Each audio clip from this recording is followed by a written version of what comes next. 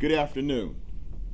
Today I'm joined by Special Agent in charge of Baltimore Field Division ASAC, Joe Purcell, standing in for ATF Special Agent Tony Crosby.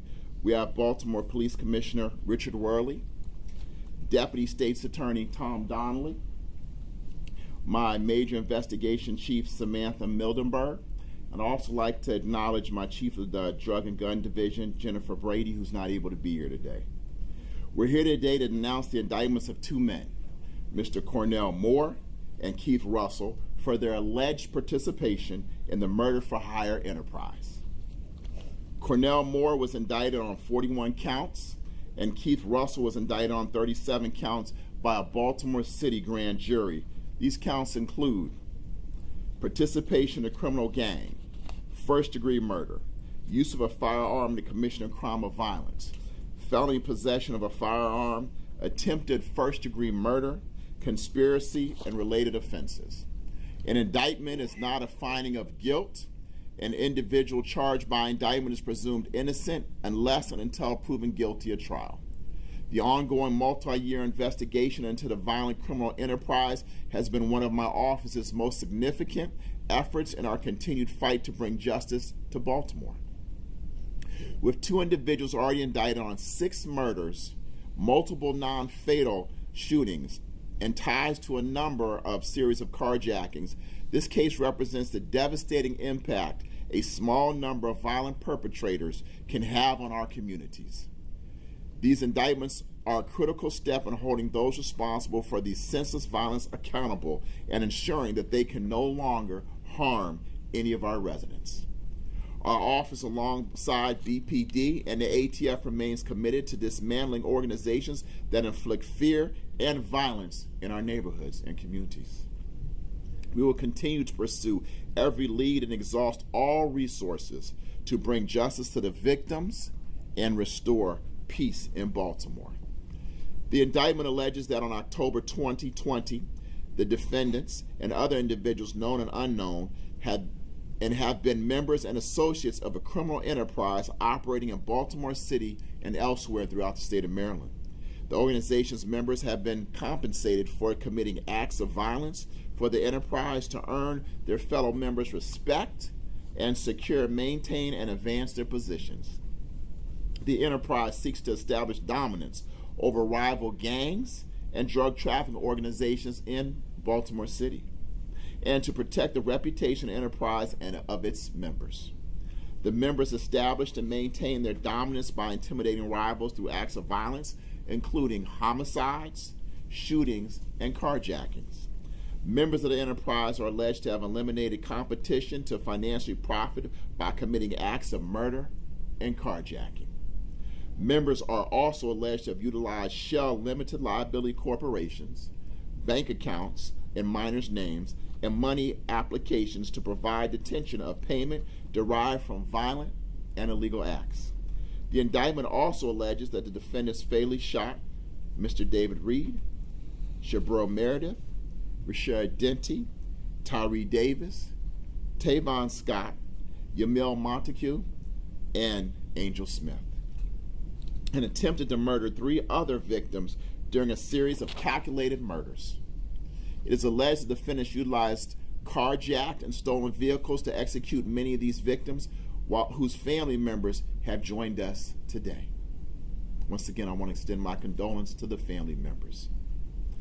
The cold and calculating nature of the alleged acts in these indictments must be met with swift and serious consequences. These indictments are the first steps into achieving that. Our office is also looking and planning to file life without the possibility of parole notices on both of these gentlemen. I now will turn this over to ASAC Joe Purcell.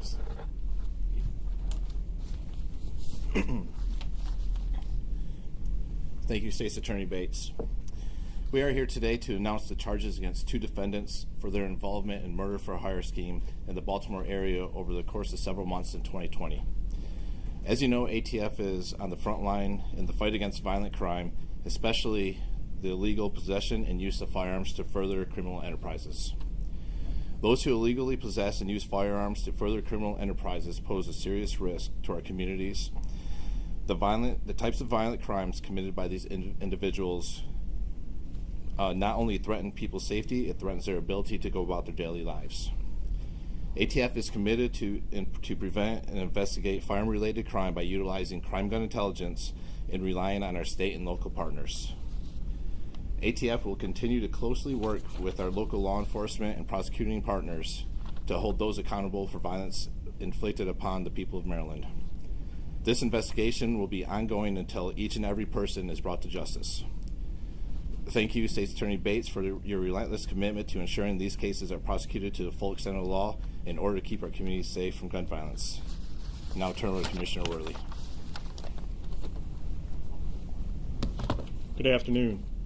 When an indictment like this involves individuals responsible for such serious acts, the first thing I do is thank the men and women of the Baltimore Police Department, but also to our partners standing with us here, the State's Attorney's Office and ATF, because without this partnership, this would not have been possible.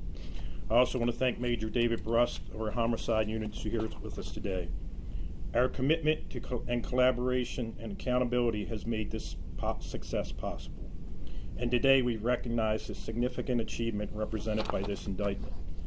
These individuals represent a textbook example of a small number of individuals that perpetrated gun violence, fear, and intimidation in our city.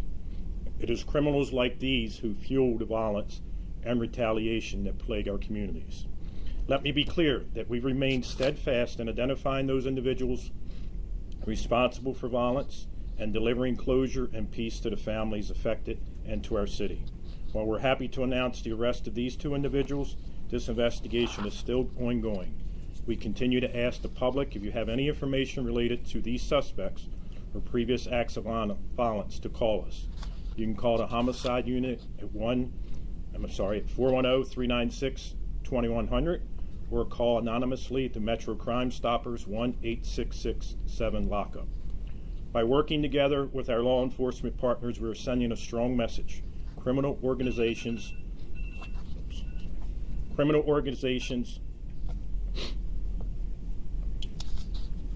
By working together with our law enforcement partners, we are sending a strong message. Criminal organizations will be dismantled and their members will be brought to justice.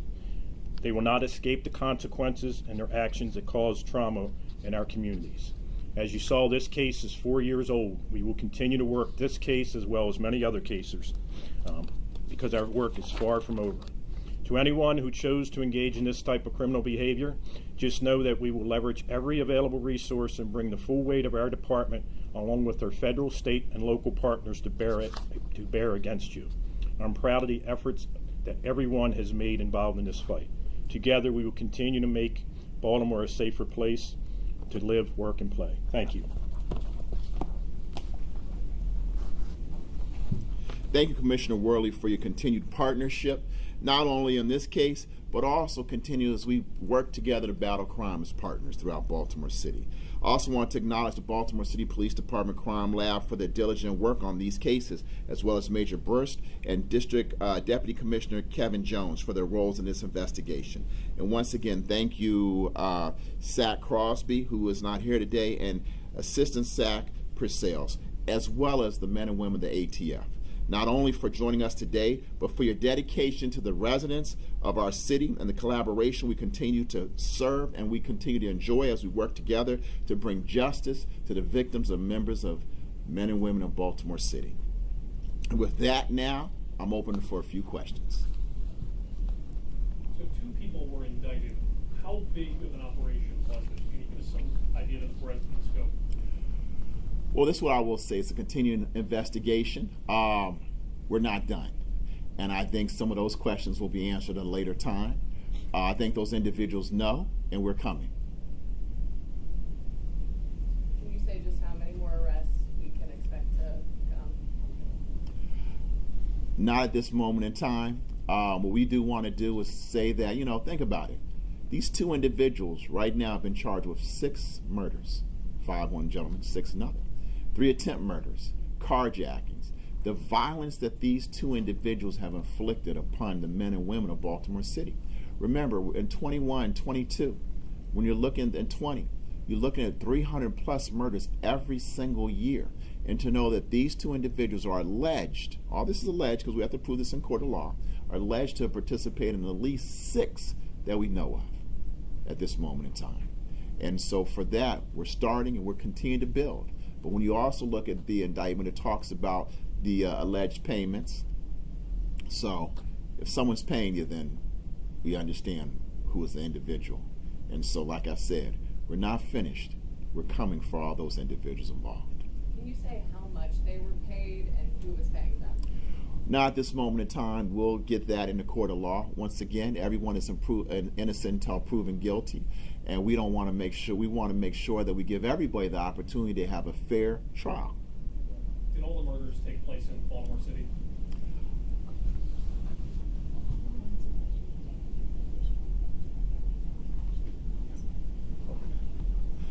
In our indictment, we've charged all of them happened in Baltimore City. However, in the indictment, there's an overt act of a murder that happened allegedly in Baltimore County, and I believe those individuals have been charged in Baltimore County. Actually, I do know they've been charged in Baltimore County with that murder, alleged murder.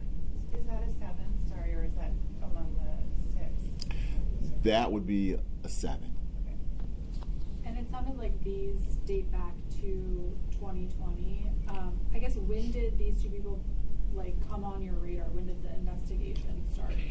Well, as soon as we took office, the ATF reached out to us and said, hey, this is a case that we're interested in doing. We had to build up Sam Milderberg, who's here, as well as Jen Brady, who aren't here. They sat down and we talked about and discussed it, and we decided that this was the type of case we'd want to work with. ATF as well as Baltimore City Police Department. But I think these individuals came on the radar of ATF. And this was a rather lengthy, long investigation. And when I talk about our MIU, Major Investigation Unit, that's why we have this unit. Because, they're not making those big cases every day. They're taking their time. They're getting the research, the records. It's like a 20,000 piece puzzle, which you think you know what it should look like, but you have to take your time to build it in the appropriate way and follow the evidence.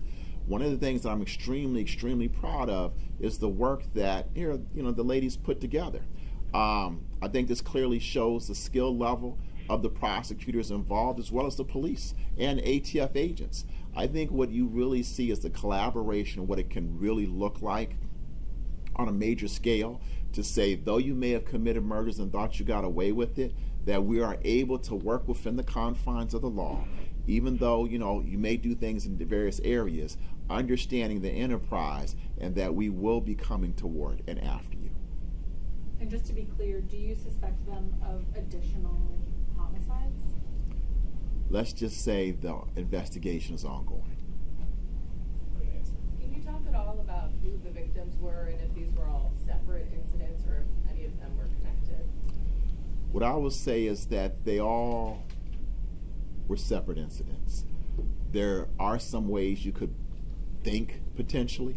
However, a lot of that we have to unfortunately, unveil in the court. It's very important that we put the piece of the puzzle together, not here today, but we have to put that together for everybody to see in the court of law. But I will say this, once again, my condolences and our condolences to all the victims' families. And if you think about the level of pain that the victims and their families have felt, because, for all the 6, 7 victims, they have families, mothers, fathers, uncles, children, and the number of families that have been impacted by this one case and these allegedly by these 2 individuals. This case is caused a great deal of pain, but it's also allowing families to begin that process of trying to heal and begin to feel that there's potentially the opportunity for justice. So just so I have it straight, 6 murders in Baltimore City, 1 in the county. Do you know where in the county?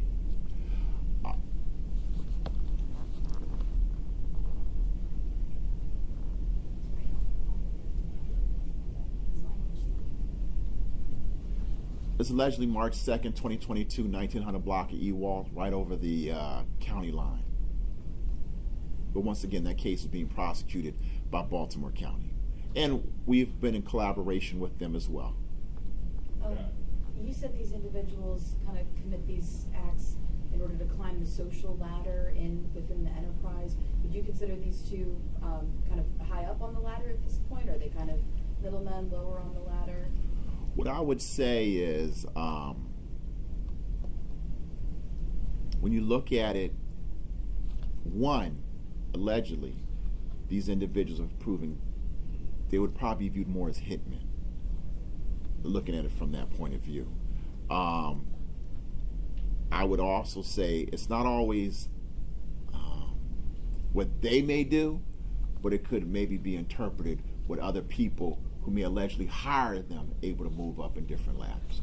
I think understanding the enterprise and how the organizations work, sometimes enterprises, just not these individuals, but hypothetically, an enterprise may go out and retain the services of hitmen to effectuate intimidation or to move out someone who they think is intruding upon their area and territory and to get them out the way. And so I think, it's not only what these individuals allegedly have done, but it's how other individuals may have allegedly used them. And no one has been charged for hiring these people at this point. Let's just say we are still in the process of having an open investigation. Can you talk more about, how do you balance getting the investigation done quickly enough in case, other people's lives are at risk versus building a comprehensive case, as you said, to take down an enterprise like this? Well, I think a couple of things. One, you want to make sure you keep public safe first and foremost. But I think these individuals were often